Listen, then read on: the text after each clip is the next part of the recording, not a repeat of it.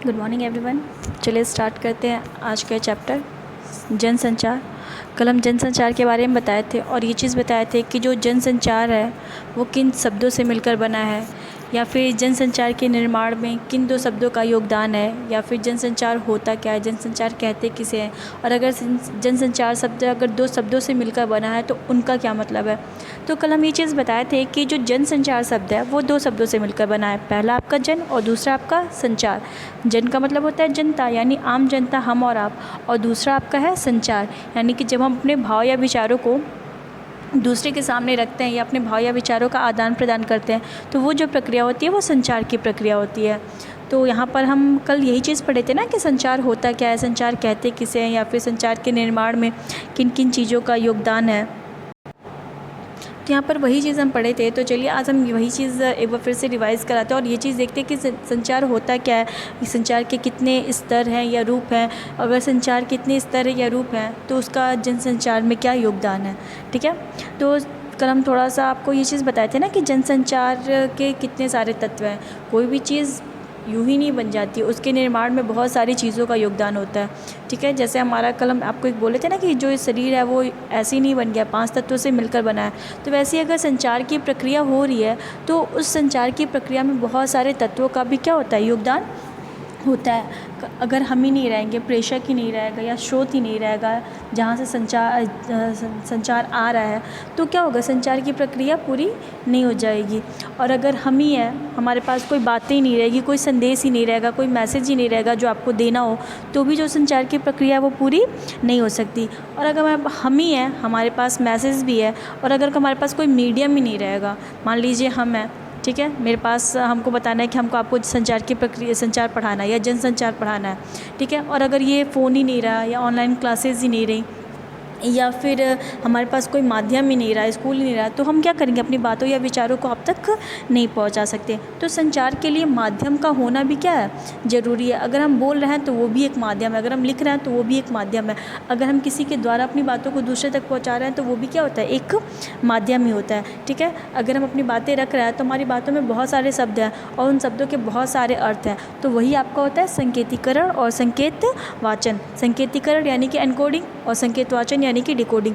संकेतीकरण क्या होता है, ऐसे शब्द या ऐसे चिन्ह जिनमें बहुत सारे अर्थ छुपे होते हैं। और संकेत वाचन, वाचन का मतलब होता है बोलना, तो यानी ऐसे संकेत जो अपनी बातों को खुद ही परिभाषित कर देते होते हैं संकेत वाचन।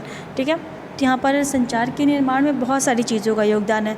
हम हैं तो ही संचार की प्रक्रिया है, अगर हम नहीं रहेंगे संदेश रहेगा, अगर हम नहीं रहेंगे और संदेश रहा भी तो भी संचार की प्रक्रिया पूरी नहीं हो सकती। हम भी रहें, संदेश भी रहा, हमारे पास कोई मीडियम नहीं रहेगा तो भी संचार की प्रक्रिया पूरी नहीं हो सकती। और अगर हम भी रहें, संदेश भी रहा और हमको बोलने का तरीका ही नहीं रहा या हमारे पास मुँह ही नहीं रहा, हमारे पास कोई माध्यम भी नहीं रहा, तो भी संचार की प्रक्रिया पूरी नहीं हो सकती। और अगर हम इतनी सारी बातें बोल रहे और अगर आप सुनोगे ही नहीं, आप सुनने वाले ही नहीं रहे, आप पाने वाले ही नहीं रहे, तो भी संचार की जो प्रक्रिया वो पूरी नहीं हो सकती। तो अगर एक संचार की प्रक्रिया होती है तो उसमें बहुत सारे तत्वों का क्या होता है, योगदान होता है। तो यहाँ पर कल हम संचार के तत्वों के बारे में पढ़े थे और आज हम पढ़ते हैं कि संचार के कितने स्तर होते हैं या कितना उसका रूप होता है। ठीक है, संचार को किन किन तरीक़ों से हम क्या कर सकते हैं, देख सकते हैं या उनको विभाजित कर सकते हैं। तो पहला आपका आता है स्वगत संचार।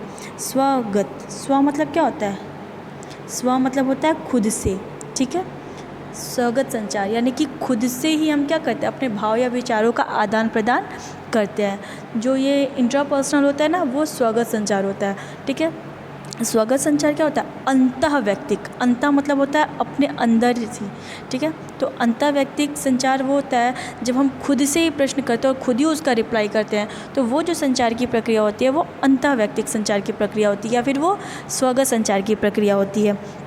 इसमें होता क्या है ना कि मान लीजिए हम एग्जांपल में आप देख लीजिए कि आप कभी पूजा करते हो, ठीक है, तो आप भगवान आपकी बातों का रिप्लाई नहीं करते, आप खुद ही भगवान से बोलते हो, खुद ही उसका रिप्लाई भी ढूंढते हो। ठीक है, तो वो जो प्रक्रिया होती है वो स्वागत की प्रक्रिया होती है। आप एग्जामिनेशन हॉल में बैठते हो, ठीक है, तो आप क्या करते हो, इधर उधर तो सर हिला के तो पूछोगे नहीं, आप क्वेश्चन पेपर देखते हो, खुद ही वो क्वेश्चन को पढ़ते हो और खुद ही उसका जवाब भी निकालते हो। तो वो जो प्रक्रिया होती है वो स्वागत की प्रक्रिया होती है, यानी कि उसमें किसी दूसरे का योगदान नहीं होता है, उसमें आप ही क्या होते हो, वक्ता होते हो और आप ही श्रोता होते हो, आप ही स्पीकर होते हो और आप ही लिसनर होते हो। यानी जो संचार की प्रक्रिया होती है वो खुद से ही होती है।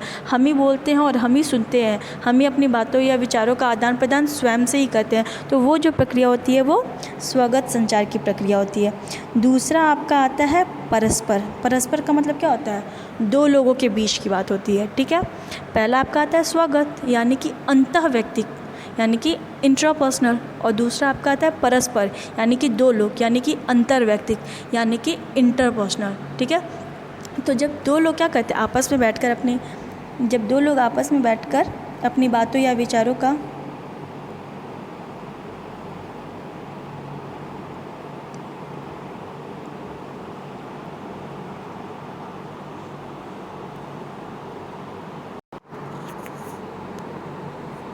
जब दो लोग आपस में बैठकर अपने बातों या विचारों का आदान प्रदान करते हैं तो वो जो प्रक्रिया होती है वो अंतःवैयक्तिक प्रक्रिया होती है, अंतर्वैयक्तिक प्रक्रिया होती है या फिर परस्पर प्रक्रिया होती है।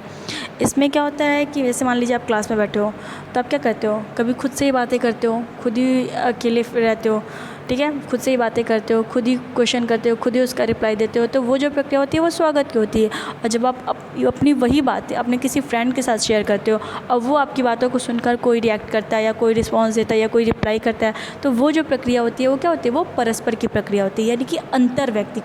अंतर क्या होता है, हमेशा दो लोगों के बीच में होता है। तो अंतर्वैयक्तिक संचार की प्रक्रिया होती है, यानी कि परस्पर संचार वो संचार की प्रक्रिया होती है जहाँ पर दो लोग बैठकर अपनी बातों या विचारों का आदान प्रदान करते हैं, ठीक है। फिर आपका आता है माध्यम संचार। माध्यम मतलब क्या होता है, मीडियम, ठीक है। अगर कोई मीडियम ही नहीं रहेगा तो भी संचार की प्रक्रिया पूरी नहीं हो सकती। अगर मान लीजिए हम ही हैं और हमारे पास अगर ये फ़ोन ही नहीं रहा है, ऑनलाइन क्लासेस ही नहीं चले या स्कूल ही नहीं रहा, बोलने का कोई तरीका ही नहीं रहा, तो भी क्या होगा, संचार की प्रक्रिया पूरी नहीं हो सकती। यानी कि हम माध्यम के थ्रू भी क्या करते हैं, अपने संचार की प्रक्रिया को पूरी कर सकते हैं। हम फ़ोन के थ्रू, इंटरनेट के थ्रू, पेजर के थ्रू, फैक्स के थ्रू हम क्या करते हैं, अपनी बातों को क्या करते हैं, दूसरे तक पहुंचाते हैं। तो वो जो संचार की प्रक्रिया होती है वो माध्यम संचार की प्रक्रिया होती है। और वो लास्ट वाला आपका आता है वक्ता एवं है, ठीक है, एवं है, वक्ता एवं श्रोता समूह, ये एवं है, ठीक है। वक्ता एवं श्रोता समूह, वक्ता मतलब होता है स्पीकर और श्रोता मतलब होता है लिसनर, ठीक है। अब मान लीजिए क्लास चल रही है तो हम क्या हो गए, हम स्पीकर ही हो गए और पूरी क्लास क्या हो गई, वो लिसनर ही हो गई। तो पूरी क्लास क्या है, एक समूह ही तो है, एक ग्रुप ही तो है। तो वो भी संचार का क्या है, एक स्तर है या फिर एक रूप है, ठीक है। हम खुद से बातें कर रहे हैं वो भी संचार का एक रूप है, हम दो लोग आपस में बैठकर बातें कर रहे हैं वो भी संचार का एक रूप है, हम किसी मीडियम के थ्रू अपनी बातें रख रहे हैं, दूसरे के सामने पहुंचा रहे हैं वो भी संचार का एक स्तरीय रूप है। और जब हम किसी क्लास में किसी समूह को संबोधित करते हैं और अपनी बातों या विचारों का आदान प्रदान करते हैं, वो भी संचार का क्या होता है, एक रूप ही कहलाता है, ठीक है। आप देखते होंगे एग्जांपल में आप लीजिए, जब इलेक्शन का टाइम आता है तो बहुत सारे पॉलिटिशियन आते हैं, क्या कहते हैं, वो स्टेज पे खड़े हो जाते हैं, ठीक है, और अपनी स्पीच को लोगों तक देते हैं। तो वो क्या हो जाते हैं, वो वक्ता हो जाते हैं। और बाकी जो समूह हो जाती है वो क्या होती है, वो श्रोता होती है। कोई एक इंसान तो उनकी बातें सुनता नहीं है, पूरा समूह ही उनकी बातें सुनता है ना। तो वो भी क्या हो जाता है, जब पूरा समूह किसी वक्ता की बातों को सुनता है और वक्ता अपनी बातों या विचारों का आदान प्रदान समूह के साथ करता है, तो वो जो प्रक्रिया होती है वो भी क्या होती है, संचार का एक रूप ही होता है।